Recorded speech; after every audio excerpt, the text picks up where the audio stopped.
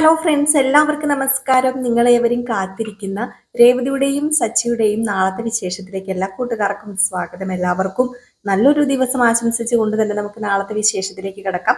അതിനു മുമ്പായിട്ട് ആരെങ്കിലും നമ്മുടെ ഈ ചാനൽ ആദ്യമായിട്ട് കാണുന്നുണ്ടെങ്കിൽ ഇതുവരെ സബ്സ്ക്രൈബ് ഒന്നും ചെയ്ത് വെച്ചിട്ടില്ലെങ്കിൽ തീർച്ചയായിട്ടും ഒന്ന് സബ്സ്ക്രൈബ് ചെയ്ത് വെച്ചോളൂ കേട്ടോ. അതിനോടൊപ്പം മാക്സിമം എല്ലാവരും നമ്മുടെ വീഡിയോ ഇഷ്ടപ്പെടുകയാണെങ്കിൽ ഒരു ലൈക്ക് അടിച്ചിട്ടേ പോകാവുള്ളേ. അപ്പൊ നമുക്ക് നേരെ ഇനി വരാനിരിക്കുന്ന നാളത്തെ വിശേഷത്തിലേക്ക് തന്നെ കിടക്കാം. ഇന്നത്തെ വിശേഷം രാവിലെ തന്നെ ഞാൻ ഇട്ടിട്ടുണ്ടായിരുന്നു, പ്രത്യേകിച്ച് എടുത്ത് പറയേണ്ടതില്ലെന്ന് അറിയാമെങ്കിലും ആരെങ്കിലും കയറി കണ്ടിട്ടില്ലെങ്കിൽ ഒന്ന് കയറി നോക്കിക്കോളൂ. അടിപൊളി വിശേഷം തന്നെയാണ്, അതിന്റെ ബാലൻസ് ആണ് ഞാൻ പറയാൻ പോകുന്നത്.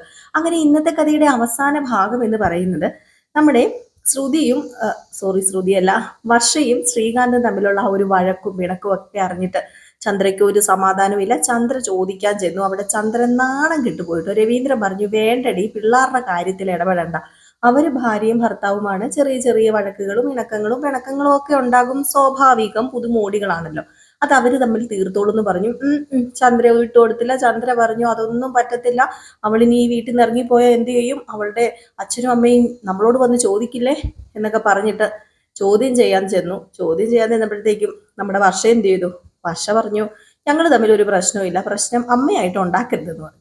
ഇതൊക്കെ കഴിഞ്ഞപ്പോഴത്തേക്കും നമ്മുടെ ശ്രീകാന്തിനോട് ചോദിച്ചപ്പോൾ ശ്രീകാന്ത് പറഞ്ഞു പ്രശ്നമൊന്നുമില്ലെന്ന്. അപ്പൊ വർഷ ശ്രീകാന്തിനെ അങ്ങ് മാറ്റി വിളിച്ചുകൊണ്ട് പോയി ഒരു കിസ്സൊക്കെ അടിക്കുകയാണ്. ഇത് കണ്ടുകൊണ്ട് നമ്മുടെ രവീന്ദ്രനും ഏതായാലും ആകെപ്പാടെ ചമ്മി നാറി വിളറി വെളുത്തു പോയി. ആര്? നമ്മുടെ രവീന്ദ്രനും ചന്ദ്രയും. ഏതായാലും ഇവരങ്ങ് പോയി കേട്ടോ. ഇവരങ്ങ് പോയി കഴിഞ്ഞപ്പോഴത്തേക്കും ചന്ദ്ര, അയ്യോ, പണപ്പെട്ട പെണ്ണുങ്ങളൊക്കെ ഇങ്ങനെ ആയിരിക്കുമോ? ഈ പെണ്ണിനെന്താ ഒരു വിവരവും ബോധമില്ലേ? ഇവിടെ നമ്മൾ നിൽക്കുകയല്ലേ, എന്നിട്ട് ഉമ്മയൊക്കെ കൊടുക്കുന്നത്, എന്റെ തൊലി ഉരിഞ്ഞങ്ങ് പോയി. അതിനിപ്പോ എന്താ ചന്ദ്രേ, നിനക്കിത് തന്നെ വേണമല്ലോ. നീയായിട്ട് തന്നെയാ സത്യം പറഞ്ഞ ഈ ഒരു സീൻ ഉണ്ടാക്കിയെടുത്തത്. നിനക്ക് വല്ല കാര്യം ഉണ്ടായിരുന്നോ? അവര് വഴക്ക് കൂടുകയോ കൂടാതിരിക്കുകയോ ചെയ്തോട്ടെ, നീ കാണാൻ വേണ്ടി തന്നെയാ വർഷ ഇങ്ങനെ ചെയ്തത്. അവര് തമ്മിൽ പിണക്കമില്ലെന്ന് അറിയിക്കാൻ വേണ്ടി. പിന്നെ പറഞ്ഞിട്ട് കാര്യമില്ലല്ലോ. ദേ, പട്ടിയുടെ വാല് പന്തീരാണ്ട് കൊല്ലം കുഴലിലിട്ടാലും നേരെയാവില്ല ചന്ദ്ര, അതുപോലെയാ നീ എന്നൊക്കെ പറഞ്ഞുകൊണ്ട് നമ്മുടെ രവീന്ദ്രന് അങ്ങ് പോയി കേട്ടോ. ഏതായാലും പാവം രവീന്ദ്രനും ആ കാഴ്ച കാണേണ്ടി വന്നു. ഏതായാലും ഈ സീൻ കഴിഞ്ഞ് പിന്നെ കാണിക്കുന്നത് നമ്മുടെ രേവതിനെയും സച്ചിനെയാണ്. അങ്ങനെ രേവതിയും സച്ചിയാണെങ്കിൽ ഇങ്ങനെ ഓട്ടോയ്ക്ക് വന്നുകൊണ്ടിരിക്കുന്നതിന്റെ ഇടയ്ക്ക് നമ്മുടെ രേവതിക്ക് വല്ലാത്ത വിശപ്പ്. എങ്കിൽ പിന്നെ ഹോട്ടലിൽ കയറി എന്തെങ്കിലും കഴിക്കാന്ന് പറഞ്ഞപ്പോൾ സച്ചി പറഞ്ഞു വേണ്ടെന്ന്. അപ്പോൾ രേവതി പറഞ്ഞു, പിന്നെ എനിക്ക് വിശക്കുവാന്ന് പറഞ്ഞ് വണ്ടി നിർത്താൻ പറഞ്ഞ് നിർത്തിയിട്ട് ഇറങ്ങിപ്പോയി ഹോട്ടലിലേക്ക്. അപ്പോഴത്തേക്കും സച്ചി ഓട്ടോയിൽ തന്നെ ഇരിക്കുകയാണ്. രേവതി പറഞ്ഞു, ഇങ്ങ് വാ എന്ന് പറഞ്ഞപ്പോൾ വേണ്ടാന്ന് പറഞ്ഞു. ലാസ്റ്റ് നിർബന്ധിച്ച് വിളിച്ചപ്പോഴത്തേക്ക് ചെന്ന് കേട്ടോ. ചെന്ന് ഒരു കോഫിയും ഒരു വടയൊക്കെ എടുത്ത് രണ്ടുപേരും ഷെയർ ചെയ്ത് കഴിച്ചപ്പോഴത്തേക്കും അടുത്ത് നിന്ന് ഒരാൾ കരഞ്ഞ കാര്യമൊക്കെ ഞാൻ ഇന്നലെ പറഞ്ഞല്ലേ, അത് ഞാൻ വീണ്ടും ആവർത്തിക്കണ്ടല്ലോ, അതുകൊണ്ട് ഞാനത് പറയുന്നില്ല കേട്ടോ. ആ കരഞ്ഞ ആൾ ഓർത്തു സത്യം പറഞ്ഞ ഓട്ടോ ഡ്രൈവർ ആണെന്ന്. പക്ഷെ അടുത്ത് നിന്ന് ഒരാൾ പറഞ്ഞു ഇവർ ഭാര്യയും ഭർത്താവും ആണെന്ന്. അപ്പൊ ഇവരുടെ സ്നേഹം കണ്ട് സത്യത്തില് ആ ഒരു പുള്ളിക്കാരന് സങ്കടം വരുമോ, എൻ്റെ ഭാര്യനെ എനിക്ക് ഓർമ്മ വരുവാണ്, എൻ്റെ ഭാര്യനെ കണ്ടിട്ട് 6 മാസമായി, ഇതുപോലൊരു ഭാര്യനെ കിട്ടാൻ പുണ്യം ചെയ്യണം എന്നൊക്കെ പറഞ്ഞുകൊണ്ട് നമ്മുടെ രേവതിനെ ഇങ്ങനെ പുകഴ്ത്തുന്നു. ഇത് കേട്ടിട്ട് സച്ചിക്കാണെങ്കിൽ മതി, ഇനിയിപ്പോ എനിക്ക് കൂടുതൽ കേൾക്കാൻ വയ്യടി രേവതി, നീ ഇറങ്ങി വാ, മതി കഴിച്ചത് ഉള്ള രീതിയിലൊക്കെ പറഞ്ഞിട്ട് ഇവര് വീണ്ടും യാത്ര ഇങ്ങനെ തുടരുകയാണ്. ഏതായാലും ഈ സമയത്താണെങ്കിലോ നമ്മുടെ ചന്ദ്രന്റെ കാര്യം ആകെപ്പാടെ കട്ടപ്പോകയാ. ചന്ദ്രയാണെങ്കിൽ വല്ലാത്തൊരവസ്ഥയിലാട്ടോ ഉള്ളത്. അപ്പൊ ചന്ദ്രയ്ക്ക് എന്ത് ചെയ്യണം എന്നറിയില്ല. കാരണം നമ്മുടെ രേവതി ആണെങ്കിൽ വീട്ടിലില്ല. പണി മുഴുവൻ ആര് ചെയ്യണം? ചന്ദ്ര ചെയ്യണം. എവിടെ നിന്ന് തുടങ്ങണം, എങ്ങനെ തുടങ്ങണം എന്നൊന്നും ചന്ദ്രയ്ക്ക് അറിയില്ല. എന്നിട്ട് ചന്ദ്ര രേവതിനെ പ്രാഗി നടക്കുക. അവക്കങ്ങ് പോയാൽ മതിയല്ലോ. രാവിലെ എണീറ്റ് കെട്ടിയോന് ഒരു സാധനം അങ്ങോട്ട് ഇട്ടുകൊടുത്ത് പൂക്കടാന്ന് പേര്, വന്നിട്ട് ഇവിടെ കിടന്ന് ഞാൻ കഷ്ടപ്പെട്ട് പണിയെടുക്കണം, എന്തൊരു കഷ്ടമാണെന്ന് നോക്കിക്കേ എന്നൊക്കെ പറഞ്ഞിട്ട് ഭയങ്കര പുറകുറുപ്പ്. അപ്പം രവീന്ദ്രൻ പറഞ്ഞു, നിനക്ക് എന്തിന്റെ സൂക്കേടാ? അല്ല, നിനക്ക് പണിയെടുത്താൽ എന്താ പ്രശ്നം? പണ്ട് നീയല്ലേ ഇവിടെ പണി ചെയ്തോണ്ടിരുന്നത്. അപ്പൊ ഇവിടെ ഇത്രയും പേരുണ്ടായിരുന്നോ? അംഗങ്ങൾ കുറവല്ലായിരുന്നോ? അല്ലെങ്കിലും എനിക്ക് പ്രായമായിട്ട് വരുമല്ലേ. അയ്യോ, പ്രായമായിട്ട് വരുമെന്നുള്ളൊരു ബോധം നിനക്കുണ്ടോടി ചന്ദ്രേ? അല്ല, നീ ഇന്നലെ ആ ഫേസ് പാക്ക് ഒക്കെ ഇട്ട് കണ്ടപ്പോ ഞാൻ ഓർത്തു നിനക്ക് ഇപ്പോഴും 18 കിടക്കുക എന്നാ ഞാൻ ഓർത്തുന്നത്. അതെ, രവിയുടെ കൂടുതൽ കളിയാക്കുമൊന്നും വേണ്ട. പ്രായമായാൽ എന്താ, പ്രായമായില്ലെങ്കിൽ എന്താ, നമ്മുടെ ശരീരം നോക്കേണ്ടത്, നമ്മുടെ സൗന്ദര്യം നോക്കേണ്ടത് നമ്മളാണ്. അതിനിപ്പോ ഞാൻ ഫേസ് ബാക്ക് ഇട്ടതിൽ നിങ്ങൾ കൂടുതൽ കുറ്റമൊന്നും പറയണ്ട. രേവതിനെ കുറിച്ച് പറഞ്ഞത് നിങ്ങൾക്ക് ഇഷ്ടപ്പെട്ടില്ല, അതല്ലേ ഇപ്പം സംഭവിച്ചത്. ഞാൻ രേവതിനെ കുറിച്ച് പറയും. കാരണമേ നീണ്ടു നിവർന്ന് കിടക്കുമല്ലേ അവളെ കുറിച്ച് പറയാനായിട്ട്. അയ്യോ, എനിക്ക് ഓർക്കുമ്പോ ഇങ്ങനെ കാലിന്റെ പെരുവിരളിൽ നിന്നിട്ട് തരിച്ചു കയറുക. അവളോ ഒറ്റയൊരുത്തി വന്ന് കയറിയത് എന്റെ വീട് മുടിഞ്ഞത്. അല്ല നിന്റെ വീട് എവിടെയാ ചന്ദ്രയെ മുടിഞ്ഞത്? അല്ല ഈ വീടിന് എന്താ പ്രശ്നം ഇരിക്കുന്നത്? ഞാനൊരു സത്യം പറയട്ടെ, അവളെ നിലവിളക്കടി നിലവിളക്ക്. അവള് ഈ വീട്ടിൽ കയറി വന്നപ്പോ ഈ വീട് വിളങ്ങുക ചെയ്തത്, അല്ലാതെ മുടിയല്ല ചെയ്തത്. പിന്നെ പലരും പല വീട്ടിലൊക്കെ കയറി ചെന്ന് മുടിച്ചിട്ടുണ്ട്. അതിനെക്കുറിച്ച് എന്നെ കൊണ്ടൊന്നും പറയിപ്പിക്കണ്ട. അല്ല നിങ്ങൾ എന്താ ഈ പറയുന്നത്? ഞാൻ ഏത് വീട് മുടിച്ചെന്നാ നിങ്ങൾ ഈ പറയുന്നത്? അയ്യോ, നിങ്ങളുടെ ആ മണിമാളിക ആയിരിക്കും അങ്ങ് അവിടെ കിടക്കുന്ന മണിമാളിക. എന്റെ പൊന്നു രവിയേട്ടാ, എന്നെ കൊണ്ടൊന്നും പറയിപ്പിക്കരുത് കേട്ടോ എന്നൊക്കെ പറഞ്ഞ് നമ്മുടെ ചന്ദ്ര ഇങ്ങനെ പുറപുറത്ത് നടക്കാണ്. അപ്പൊ പിന്നെ കാണിക്കുന്നത് നമ്മുടെ സച്ചിയും രേവതിയും കൂടെ ഓട്ടോയിൽ ഇങ്ങ് വന്നപ്പം ദേവുവിനെ കണ്ടു. അപ്പം ദേവുവിനെ വണ്ടിക്കകത്ത് കയറ്റാൻ സ്ഥലമില്ലാത്തത് കൊണ്ട് തന്നെ നമ്മുടെ ദേവു പറഞ്ഞു, ഉങ്കി ഒരു കാര്യം ചെയ്യ്, സച്ചേട്ടൻ്റെ അടുത്ത് ഇറങ്ങിയിരിക്കും, ഫ്രണ്ടിൽ ഒരാൾക്കും കൂടി ഇരിക്കാലോ, അപ്പൊ ഇറങ്ങിയിരിക്കും, ഞാൻ പുറകെ ഇരുന്നോളാം, അല്ലെങ്കിൽ പൂ നാശമായി പോകുന്നു പറയുമ്പോൾ സച്ചു പറഞ്ഞു, പിന്നെ എൻ്റെ പൊന്ന് ദേവു, ഇവളെ ഇരുത്തണ്ട, ഇവളെ അവിടെ ഇരുത്തിക്കോ, നിങ്ങൾ എങ്ങനെയും അഡ്ജസ്റ്റ് ചെയ്ത് മടി കയറി ഇരുന്നാലും കുഴപ്പമില്ല, പെറ്റി കിട്ടാൻ ഇനി എനിക്ക് നിവർത്തിയില്ല, പെറ്റി കിട്ടിയിട്ടുണ്ടെങ്കിൽ അടയ്ക്കാൻ. അതെന്താ സച്ചേട്ടാ അങ്ങനെ പറഞ്ഞത്? നിന്റെ ചേച്ചി കാരണം രാവിലെ ഒരു 500 രൂപ പെറ്റി കിട്ടിയിട്ടിരിക്കുക. ഓഹോ, ആ 500 രൂപ അടച്ചത് ഞാനല്ലേ, നിങ്ങളല്ലല്ലോ എന്ന് രേവതി. അപ്പം പറഞ്ഞു, ആരാണെങ്കിലും അടച്ചത് പൈസയല്ലേ, ഇനിയിപ്പോ എനിക്ക് പെറ്റി കിട്ടിയാൽ എനിക്ക് പറ്റത്തില്ല, അതുകൊണ്ട് ഇവളെ ഫ്രണ്ട് ഇരുത്തത്തില്ല ഞാൻ. സച്ചേട്ടാ അങ്ങനെ പറയല്ലേ, പൂ മുഴുവൻ നാശമായി പോകൂലേ, ഇതേ നല്ല ശുദ്ധിയും വെടുപ്പും ഒക്കെ ആയിട്ട് വൃത്തിയോടുകൂടി വെക്കേണ്ട പൂവാ, വിവാഹത്തിന് വേണ്ടിയുള്ള പൂവാ. അപ്പൊ അതുകൊണ്ട് അത് ശരിയല്ല, ഒരു കാര്യം ചെയ്യാം സച്ചേട്ടാ, രേവതി ചേച്ചി അവിടെ ഇരിക്കട്ടെ എന്ന് പറഞ്ഞു. അങ്ങനെ ഒരു തരത്തിൽ നമ്മുടെ രേവതിനെ ഇറക്കി അങ്ങോട്ട് ഇരുത്തി കേട്ടോ. രേവതി അങ്ങ് ഇരുന്നു. രേവതി ഇരുന്ന് വണ്ടി അങ്ങ് സ്റ്റാർട്ട് ചെയ്ത് കഴിഞ്ഞപ്പോഴത്തേക്കും സച്ചിയാണെങ്കിൽ പെട്ടെന്ന് അങ്ങോട്ട് വണ്ടി അങ്ങ് നിർത്തിയിട്ട്, അയ്യോ ഇത് പറ്റത്തില്ല, ഇവളെൻ്റെ ഇരുത്തിരുന്നാൽ ശരിയാവില്ലെന്ന് പറഞ്ഞു. അപ്പം നമ്മുടെ ദേവി ചോദിച്ചു, അതെന്താ ചേച്ചി അവിടെ ഇരുന്നാൽ ശരിയാവാത്തത്? അതെ ശരിയാകും സച്ചേട്ടാ, ശരിയാകും. അപ്പൊ രേവതി പറഞ്ഞല്ല, എങ്കിൽ പിന്നെ ഒരു കാര്യം ചെയ്യാം, ഞാനേ വെളിയിൽ ഇറങ്ങി നിന്നോളാം, നിങ്ങൾ പൊക്കോ, എന്നിട്ട് ഞാൻ പിന്നെ വരാം, അല്ലെങ്കിൽ ഞാൻ ഇവിടെ നിന്ന് നടന്നു വരാം എന്ന് പറഞ്ഞപ്പോഴത്തേക്കും സച്ചി പറഞ്ഞു, അതൊന്നും വേണ്ട, കയറ്, ഓരോന്ന് മുടിയാനായിട്ട് വണ്ടിയിലും കയറിക്കോളും എന്നൊക്കെ പറഞ്ഞ് ഇങ്ങനെ പോവാണ്. അപ്പൊ ഇങ്ങനെ ആടുന്നുണ്ട് കേട്ടോ വണ്ടി. നമ്മുടെ സച്ചി അറിഞ്ഞുകൊണ്ട് ഇടയ്ക്ക് കട്ടറിലും ചാടിക്കുന്നുണ്ട്, അത് വേറെ കാര്യം. നമ്മുടെ രേവതി ആണെങ്കിൽ ഇടയ്ക്ക് അറിഞ്ഞുകൊണ്ട് നമ്മുടെ സച്ചിനെ കയറി പിരിക്കുന്നുണ്ട്, അത് വേറെ കാര്യം. ഇതെല്ലാം കണ്ടിട്ട് നമ്മുടെ ദേവുവിന് ചിരി വരിക. ദേവു പുറകെ ഇരുന്ന് പറഞ്ഞു, അതേ ഭാര്യ ഭർത്താവ് മാത്രമല്ല കേട്ടോ, പുറകിൽ ഒരാൾ ഇരിപ്പുള്ള കാര്യം മറക്കരുതേനെ.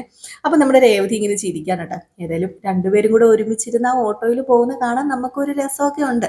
ഏതായാലും ഈ ഒരു സീൻ കഴിഞ്ഞിട്ടാണെങ്കിൽ നമ്മുടെ ചന്ദ്ര വെളിയിലേക്ക് ഇറങ്ങുക. അപ്പൊ രാവിലെ വെളിയിലേക്കൊക്കെ ഇറങ്ങി കഴിഞ്ഞപ്പോഴത്തേക്കും വെളിയിൽ നിറച്ച് ആൾക്കാർ നിൽക്കുന്നു തിണ്ണേല്, അതായത് ചന്ദ്രയുടെ വീടിന്റെ തിണ്ണേല്. അപ്പൊ ചന്ദ്ര ഇത് കണ്ടിട്ട് അന്താളിച്ച് നിൽക്കുക. ചന്ദ്ര ചോദിച്ചു, ഇതെന്താ നിങ്ങളെല്ലാം രാവിലെ ഇങ്ങോട്ട് വന്ന് നിൽക്കുന്നത്? നിങ്ങൾ ആരാ? അയ്യോ, ഞങ്ങളെ മനസ്സിലായില്ലേ ചന്ദ്ര ചേച്ചി, ഞങ്ങൾ ഇവിടുത്തെ മരുമകളുടെ കൂട്ടുകാരികളാ. ഏത് മരുമകളുടെ? അതെ, ഞങ്ങളെ രേവതിയുടെ കൂട്ടുകാരികളാ. രേവതി പറഞ്ഞിട്ടാ ഞങ്ങൾ വന്നത്. ഓഹോ, രേവതി പറഞ്ഞിട്ട് ഇങ്ങോട്ടേക്കാണോ എഴുന്നള്ളുന്നത്? പൂക്കടയിലേക്ക് വന്നാൽ പൂക്കടയിൽ നിൽക്കണം, അല്ലാതെ എൻ്റെ വീട്ടിലേക്ക് ഉമ്മറത്തേക്കല്ല കയറി വരേണ്ടത്. അത് കൊള്ളാലോ എന്ന് പറഞ്ഞപ്പം, അത് പിന്നെ ഞങ്ങള് പൂ മേടിക്കാനൊന്നും വന്നതല്ല, ഞങ്ങള് രേവതിനെ സഹായിക്കാൻ വേണ്ടി വന്നതാ, രേവതിയുടെ കുറച്ച് ജോലികളൊക്കെ ചെയ്യാൻ വേണ്ടി വന്നതാന്ന് പറഞ്ഞപ്പോ, അവക്ക് ജോലികൾ ചെയ്യാൻ വേലക്കാരിയോ? അവള് തന്നെ ഒരു വേലക്കാരിയാണല്ലോ, പിന്നെ എങ്ങനെ അവക്ക് വേലക്കാരിയാകും?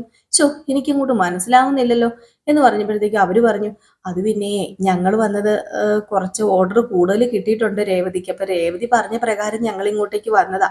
രേവതി തന്നെ പൂ കെട്ടിയിട്ടുണ്ടെങ്കിൽ തീരില്ല, 2 ദിവസത്തിനുള്ളിൽ കൊടുക്കാനുള്ളത് അങ്ങാണ്ട കുറെ മാലകളുണ്ട്. അപ്പൊ അതുകൊണ്ട് ഒരു കാര്യം ചെയ്യണം, ഞങ്ങളിപ്പോ ഇവിടെ നിന്നോളാം, ഞങ്ങൾ രേവതി വന്നിട്ട് ഏതായാലും അകത്തേക്ക് കീറുന്നുള്ളൂ. ഓ, നാശം പിടിക്കാനായിട്ട് ഒരു പൂവും ഒരു പൂക്കാരിയും ഒരു പൂക്കട, ഏത് നേരവും ഇതിന്റെ കാര്യം മാത്രമേ ഉള്ളൂ ഇവിടെ, അവിടെ ഒരു പൂകെട്ടല് എന്നൊക്കെ പറഞ്ഞിങ്ങനെ പുറകുറുക്കാണ് കേട്ടോ നമ്മുടെ ചന്ദ്ര. ഇത് കേട്ട് കഴിഞ്ഞപ്പോഴത്തേക്കും കേട്ടു നിന്നവർക്ക് സത്യം പറഞ്ഞ അസ്വസ്ഥത തോന്നി. ആർക്ക്? ആ ചേച്ചിമാർക്ക്. അല്ലെങ്കിൽ നമ്മളൊരു വീട്ടിൽ കയറി ചെല്ലുമ്പം നമ്മളെ സ്വീകരിച്ചില്ലെങ്കിലും ഓക്കെ പോട്ടെ, ഒരു നല്ല വാക്ക് പറയാലോ. നമ്മുടെ ചന്ദ്രയുടെ സ്വഭാവത്തിൽ നല്ല വാക്കൊന്നും വായിക്കാത്തൊന്നും വീഴത്തില്ല, അത് വേറെ കാര്യം. ഒന്നാമത് രേവതിയുടെ കൂട്ടുകാരികളായോണ്ട് അങ്ങനെ പറയാൻ പറ്റുമോ? അങ്ങനെ പുറത്തോട് നമ്മുടെ ചന്ദ്ര അകത്തേക്ക് കയറി ചെന്നിട്ട് രവീന്ദ്രനോട് പറഞ്ഞു, കണ്ടില്ലേ കുറെ എണ്ണം വന്നിട്ടുണ്ട് രാവിലെ, ഇന്നത്തെ ദിവസം പോക്ക, കണി കണ്ടത് കുറേ എണ്ണങ്ങളെ, അതും ദരിദ്രാസം പിടിച്ച നടക്കുന്ന കുറെ എണ്ണത്തിനെ കണ്ടിട്ട് മനുഷ്യന് ഭ്രാന്ത് വരുന്നുണ്ടെന്ന് പറയുമ്പോ, ഇതേ ചന്ദ്രൻ, നീ എന്താ ഈ പുറപുറുക്കുന്ന കിടന്ന്, നിനക്ക് എന്താ പറ്റിയത്? നീ എന്തിനാ ഇങ്ങനെ തൊട്ടതിനും പിടിച്ചതിനും ഒക്കെ ഓരോ കുറ്റം കണ്ടുപിടിക്കുന്നത്? അതും പ്രത്യേകിച്ച് രേവതിയുടെ. ദേ മനുഷ്യ, നിങ്ങൾ മിണ്ടരുത്, നിങ്ങളല്ലെങ്കിലും അവളുടെ സൈഡാണല്ലോ. ദേ വന്ന് നിപ്പുണ്ട്, താലപ്പൊലി എടുത്ത് അങ്ങോട്ട് സ്വീകരിക്കുക, കുറെ എണ്ണത്തിന്. കുറെ എണ്ണോ? എന്താ നീ പറയുന്നത്? അങ്ങ് ചെന്ന് നോക്കാൻ പറഞ്ഞു. അങ്ങനെ നമ്മുടെ രവീന്ദ്രൻ ചെന്ന് നോക്കി കഴിയുമ്പോഴത്തേക്കും എന്താ കുറെ ചേച്ചിമാര് വന്ന് നിപ്പുണ്ട്, നമ്മുടെ രേവതിയുടെ ഫ്രണ്ട്സ് ഒക്കെയാണ്. രവീന്ദ്രൻ നല്ല രീതിയിലൊക്കെ കാര്യങ്ങളൊക്കെ ചോദിച്ചപ്പം ഓ അതായിരുന്നല്ലേ എന്ന് രവീന്ദ്രൻ ചോദിക്കുകയാണ്. കാരണം പൂ കെട്ടാൻ വന്നാന്ന് മനസ്സിലായി. പക്ഷെ നമ്മുടെ ചന്ദ്രയുടെ ചങ്ക് പടപടാ ഇടിക്കുകയാണ് കേട്ടോ. 5 ലക്ഷം രൂപയുടെ പൂവാണ് നമ്മുടെ രേവതി കെട്ടിക്കൊടുക്കാൻ പോകുന്നത്. സഹിക്കുവോ ചന്ദ്രയ്ക്ക്? ദഹിക്കുവോ ചന്ദ്രയ്ക്ക്? ഓ പിന്നെ പറയാനുണ്ടോ? അയ്യോ 5 ലക്ഷം രൂപയോ? കണ്ണ് തള്ളിയില്ലേ നമ്മുടെ ചന്ദ്രയാണെങ്കിൽ ഇനി എങ്ങനെ ഈ പൂക്കട നിർത്താം, ഇനി എങ്ങനെ ഈ പൂക്കട അവസാനിപ്പിക്കാം? ഇങ്ങനെ പോയി കഴിഞ്ഞിട്ടുണ്ടെങ്കിൽ നമ്മുടെ രേവതി പിടിച്ച സ്ഥലത്ത് നിൽക്കത്തില്ല. ഏതായാലും രേവതി വലിയ പണക്കാരിയാകും. ഇപ്പൊ കേറി വന്ന നമ്മുടെ ശ്രുതിനെ വർഷേനേക്കാളും വലിയ പണക്കാരിയാകും. ഒരു 2 ദിവസം കൊണ്ട് 5 ലക്ഷം രൂപ വരുമാനം കിട്ടുക എന്ന് പറഞ്ഞു കഴിഞ്ഞിട്ടുണ്ടെങ്കിൽ ആർക്കെങ്കിലും സഹിക്കുവോ? ഏതായാലും നമ്മുടെ ചന്ദ്രയ്ക്ക് തുടങ്ങി കേട്ടോ, നല്ല കണ്ണിക്കടി തുടങ്ങി. കണ്ണിക്കടി എന്ന് പറഞ്ഞാൽ അറിയാലോ, നല്ല കുശുമ്പും കുഞ്ഞായ്മയും അസൂയും ഒക്കെ കയറാൻ തുടങ്ങി നമ്മുടെ ചന്ദ്ര. ഓ ചന്ദ്രൻ ഇനി പിടിച്ചാൽ കിട്ടത്തില്ല കേട്ടോ. ചന്ദ്രയുടെ സമനില തെറ്റി. ചന്ദ്രയ്ക്ക് ഉറക്കമില്ല, ഊണില്ല, ഇല്ല, ഒന്നുമില്ലാത്തൊരവസ്ഥയാണ്. കുളിയില്ല, ജപമില്ലാത്തൊക്കെ ഒരു അവസ്ഥയാണ്. കാരണം സമാധാനമില്ല. രേവതിക്ക് 5 ലക്ഷം രൂപ കിട്ടാൻ പോലെ എങ്ങനെ സമാധാനം തോന്നും? അതുപോലെ സച്ചിക്കും കൂടി അല്ലേ കിട്ടുന്നത്, ഒരിക്കലും സമാധാനം തോന്നുമല്ലോ. അപ്പൊ നമ്മുടെ രേവതിയൊക്കെ പൂവൊക്കെ ആയിട്ട് പിന്നെ വന്ന് ഇറങ്ങുന്ന ഒരു സീനാണ് കേട്ടോ. അപ്പൊ രേവതിയും ദേവും ഒക്കെ വന്ന് ഇറങ്ങുകയാണ്. കുറേ പൂക്കളൊക്കെ ആയിട്ടാണ് വരുന്നത്. ഏതായാലും ഇനിയിപ്പം നല്ല രസമാണ് കേട്ടോ നമ്മുടെ കഥ മുന്നോട്ടേക്ക് പോകുന്നത്. അടിപൊളി ത്രില്ലിംഗ് ആയിട്ട് തന്നെയാണ് മുന്നോട്ടേക്ക് പോകുന്നത്. അപ്പൊ എല്ലാവരും കാത്തിരിക്കുക. ഈ 5 ലക്ഷം രൂപയ്ക്ക് നമ്മുടെ രേവതി എന്ത് ചെയ്യും? ഈ 5 ലക്ഷം രൂപ നമ്മുടെ രേവതിയുടെ കയ്യിൽ കിട്ടിയാൽ രേവതി അത് എന്ത് ചെയ്യും? കുറച്ച് ചിലവ് അങ്ങോട്ടും ഇങ്ങോട്ടും ഒക്കെ പോകും കേട്ടോ. കാരണം ഈ കെട്ടാൻ വരുന്നവർക്കൊക്കെ കൊടുക്കണമല്ലോ. അപ്പൊ അവർക്കൊക്കെ കുറച്ച് പൈസയാണ് പോകുന്നത്. ബാക്കി 5 ലക്ഷം രൂപയിൽ ഏതായാലും പോട്ടെ, ഒരു 4 ലക്ഷം 4.5 ലക്ഷം രൂപ നമ്മുടെ രേവതിയുടെ കയ്യിലിരിക്കും. രേവതി അത് നമ്മുടെ സച്ചിക്ക് കൊടുക്കും. സച്ചിക്ക് എന്താ മേടിച്ചു കൊടുക്കണേ? കാറ് മേടിച്ചു കൊടുക്കും. അപ്പൊ അതുകൊണ്ടാണ് ഞാൻ പറഞ്ഞത് അടിപൊളി ത്രില്ലിംഗ് ആയിട്ടുള്ള വിശേഷങ്ങളാണ് നമ്മൾ ഇനി കാണാൻ പോകുന്നത്. അടിപൊളിയായിട്ട്. അപ്പം എല്ലാ എപ്പിസോഡും നിങ്ങൾ കാണണം കേട്ടോ, മറക്കരുതേ. അപ്പം നിങ്ങളുടെ സ്നേഹത്തിനും സപ്പോർട്ടിനും ഒക്കെ ഒരുപാട് നന്ദിയുണ്ട്. ഇതിൻ്റെ ഇടയിൽ ഒരു സീനും കൂടെ കയറി വരാൻ ചാൻസ് ഉണ്ട്. നമ്മുടെ ശ്രുതിനെ പിടിക്കാനായിട്ട് കുറച്ച് പലിശക്കാരൊക്കെ വരുന്നുണ്ട് കേട്ടോ. പലിശക്കാരും ബാങ്കുകാരൊക്കെ നമ്മുടെ ശ്രുതിക്ക് ഒരു 8ന്റെ പണി കൊടുക്കാൻ വരുന്നുണ്ട്. ശ്രുതി ആണെങ്കിൽ കുറച്ച് പൈസ, ഒരു 4 ലക്ഷത്തോളം രൂപ കുറേ വർഷങ്ങൾക്ക് മുമ്പ് എടുത്ത് അത് അടയ്ക്കുന്നുമില്ല, പിടിക്കുന്നുമില്ല. അതുകൊണ്ട് തന്നെ നമ്മുടെ ശ്രുതിനെ തേടി എത്തുകയാണ് പലിശക്കാര്, അതായത് ബാങ്കുകാര്. പലിശ പോലും അടച്ചിട്ടില്ല. അപ്പൊ ഏതായാലും വന്നു കഴിയുമ്പോൾ എന്തായിരിക്കും നമ്മുടെ ശ്രുതി ഇത്ര 4 ലക്ഷം രൂപയുടെ കടക്കാരിയാണെന്ന് ശ്രുതി അറിയാൻ പോവാണ്. ശ്രുതി ഇത് അറിഞ്ഞു കഴിയുമ്പോഴത്തേക്കും ശ്രുതിക്ക് ഏതായാലും ദേഷ്യം വരുമോ നമ്മുടെ ശ്രുതിയോട്? അവർ തമ്മിൽ എന്തെങ്കിലും പൊട്ടിത്തെറികളൊക്കെ ഉണ്ടാകും. കാരണം എല്ലാ സത്യങ്ങളും തുറന്നു പറയണം, ഒരു പരസ്പരം ഒന്നും ഉണ്ടാകരുത് എന്നൊക്കെ പറയുന്ന നമ്മുടെ ശ്രുതി ഒരു കള്ളം മറച്ചു വെച്ചതിന് ശ്രുതി ക്ഷമിക്കുമോ?